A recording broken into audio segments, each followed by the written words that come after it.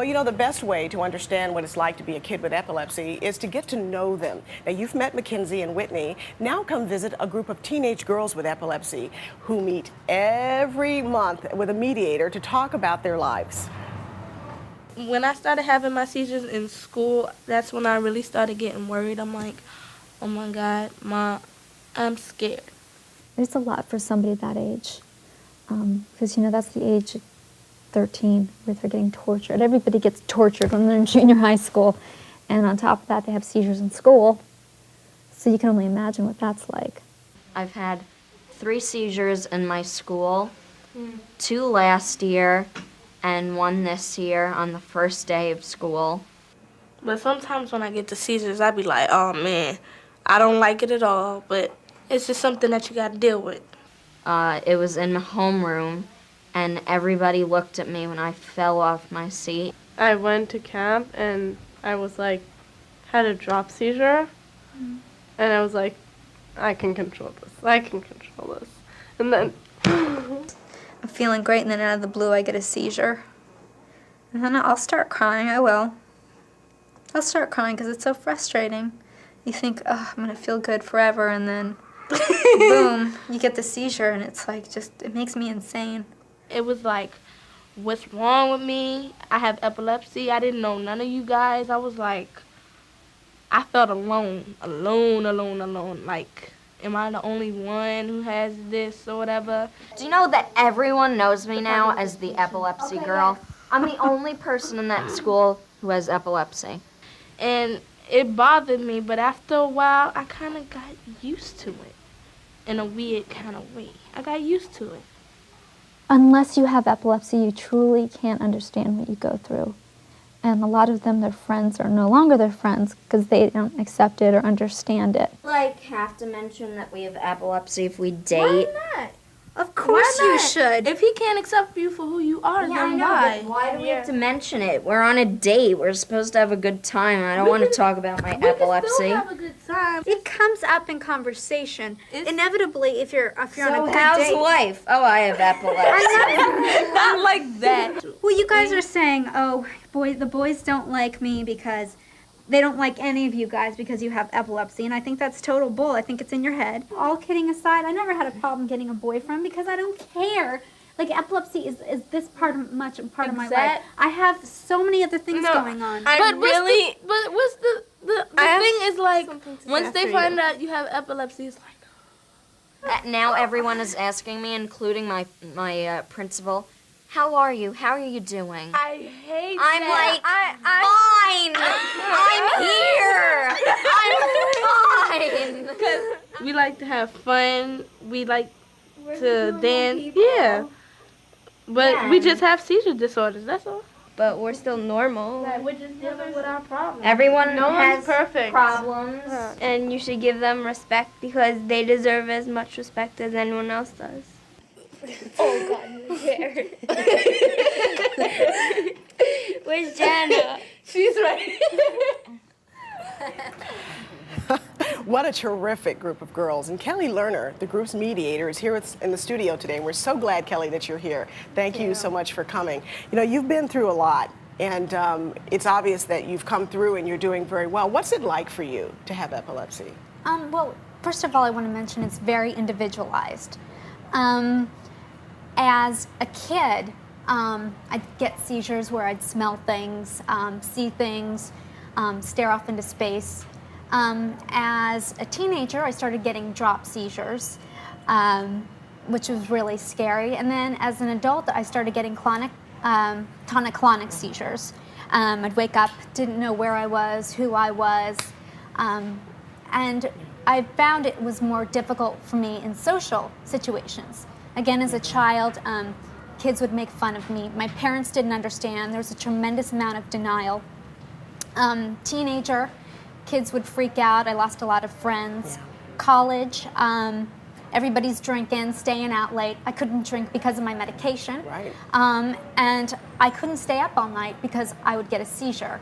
As an adult, I had problems when I graduated from college because I'd have a seizure at work. Next thing I know, I'd get fired. Right. So this really impacts just about every aspect of your life on Yes. some level. On some level. Whitney, does this kind of sound familiar to you? Yes, it does. Yeah. How have you experienced epilepsy in your life? How has it changed things for you? It's hard. I mean, you know, it does a lot of things. I sleep a lot, Yeah. and I don't go out as often as my friends do. But Well, you know, the thing that I'm struck by that I don't know that people necessarily pick up on is that when you have this disorder, a seizure could happen at any time. And that is very scary to think that at any moment, at any time, this thing could happen. You know, I've put patients on medications where the side effect were possible seizures, and they've not been able to take the medication out of fear that this could happen from something that they're taking. In your case, there's nothing you can do. Even when you take medication, sometimes you could have a breakthrough seizure. If you're off the medication, you can. yeah, that's why you really need to have self-confidence and feel like, you know, you're not worried about it. I've said before, my life is like a pie, and my epilepsy is about this much part of the pie because I have so many other wonderful things going on in my life. Yeah. Kelly, I know that as you get older, it's only perfectly natural to think about dating. How did you deal with dating? Were you scared to date? Actually, I wasn't. Through my parents and friends, I gained the confidence to do a lot of things, including dating. My parents helped me live a normal life. So I'd go out on a date with a guy and I would just tell him. And if he had a problem with it, bye-bye. So it's up to the individual person and how they approach it as far as whether or not they're going to have successful relationships with men. I personally think it's okay to be honest, or you should be honest. Whitney, how do you feel about dating? And I know your mom is here, but tell us the truth. Actually, I don't have a problem about dating. I date all the time. I go out on weekends, and I have guys over at my house and stuff. But So you're not scared to date? no, not at all. And when you go out, do you tell the guy that you're out with Yes, that you they have know some- I have epilepsy, but it doesn't bother them. Well, Erica, we've talked a lot about the stigmatism, the ostracism, how often in school children can be very cruel. And a lot of what kids do in school, they take the lead from their teachers and school administrators. What do they need to know about epilepsy as they interact with other students who don't have it and also kids who do? Teachers and school administrators really need to understand what's going on with that particular child, what that child needs as far as extra help, if they do need any extra help, if they need to rest after having a seizure, and also what the medication might do to their behavior or their academic performance. And again, as Kelly said, it's very individualized. Sure. So talk to the parents, get more information from the doctor if you can, and keep that communication line open. Yeah. Did you find, Kim, that that was something that you had to do with Mackenzie and also with your other daughter, Whitney, at school, getting them involved, knowing what was going on with your children? Yes, I always let them know ahead. I've been in school many times. With Whitney, it was difficult communication. You do need to keep that open, and it's a place to start. It doesn't always work. Yeah. Whitney did need more services that were not available to her. Right, but you were an active parent, and that's Active, what's so important. and you have to keep fighting Yeah. for your child's education. Right. They deserve an education like Sure, anybody else, and absolutely. they can be successful in school. Right. But you may need extra help with that. Well, we promised you earlier that we'd show you what to do if someone is actually having a seizure. Obviously, it depends on the kind of seizure, but the steps are pretty simple and common sense. Now, for a partial seizure, the kind where the person seems kind of confused, stay calm. Face the person, stay in front of him, right in his line of sight, so that if you startle him, when you speak to him, he won't turn. Also, speak in a calm and soothing voice. It's really important to do that. Stay with the person until he can tell you his name and seems to understand what's going on. And for a grand mal seizure, it's very important that you do the same thing, but also don't hold the person or restrain his body movements. Turn him onto his side and remove any glasses or loosen any tight-fitting clothing around the neck. And put something soft under the person's neck or cushion their head on the lap. And also, it's really important that you not force anything into the person's mouth, because there's really no danger of anyone swallowing their tongue, and that's an old myth. And you could really hurt someone by putting something into their mouth. So it's very important to just stay calm and to just do all of those things.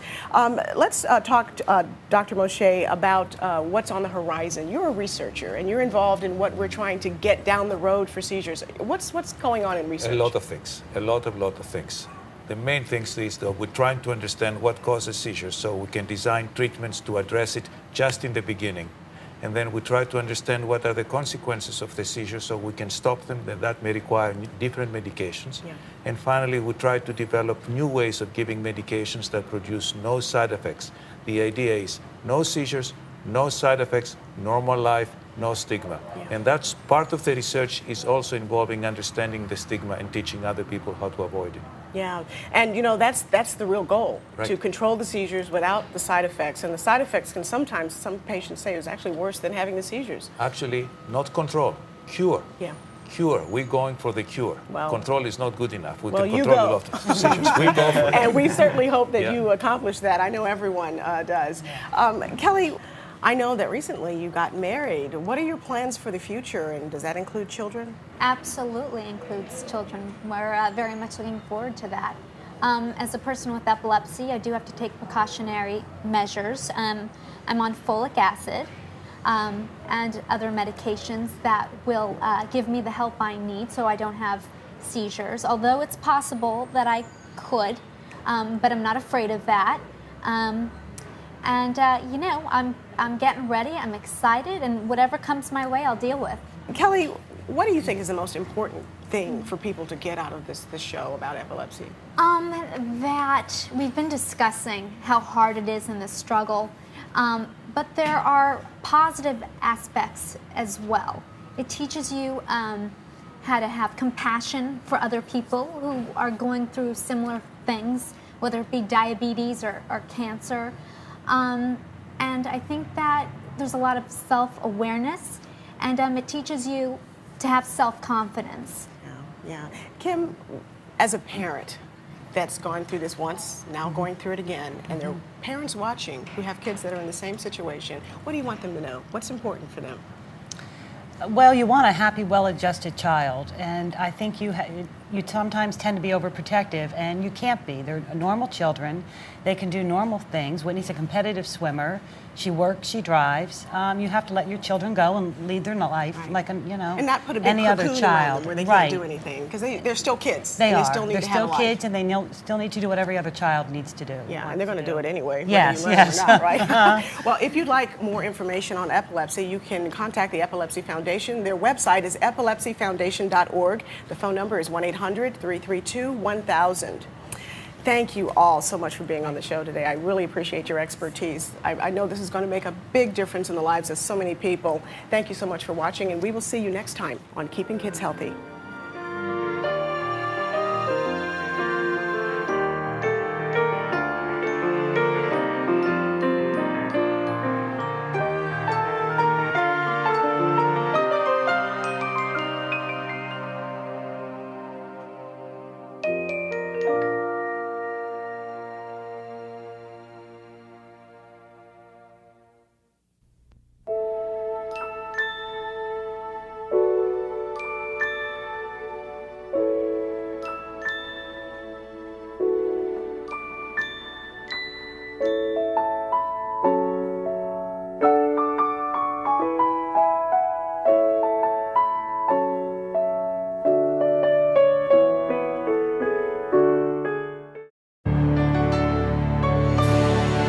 I get the seizures, I be like, oh man, I don't like it at all, but it's just something that you got to deal with.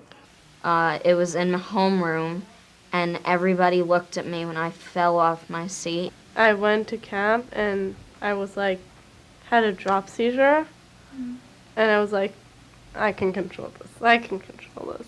And then I'm feeling great, and then Like, am I the only one who has this or whatever? Do you know that everyone knows me now as the epilepsy girl?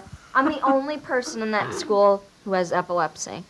And it bothered me, but after a while, I kind of got used to it in a weird kind of way. I got used to it. Unless you have epilepsy, you truly can't understand what you go through for somebody that age. Because, you know, that's the age of 13 where they're getting tortured. Everybody gets tortured when they're in junior high school. And on top of that, they have seizures in school. So you can only imagine what that's like. I've had 3 seizures in my school, 2 last year, and 1 this year on the first day of school. But sometimes when I Well, you know, the best way to understand what it's like to be a kid with epilepsy is to get to know them. Now, you've met Mackenzie and Whitney. Now come visit a group of teenage girls with epilepsy who meet every month with a mediator to talk about their lives. when I started having my seizures in school, that's when I really started getting worried. I'm like, oh my God, I'm scared. There's a lot. Out of the blue, I get a seizure. And then I'll start crying. I will. I'll start crying because it's so frustrating. You think, oh, I'm going to feel good forever, and then boom, you get the seizure, and it's like it makes me insane. It was like, what's wrong with me? I have epilepsy. I didn't know none of you guys. I was like, I felt alone.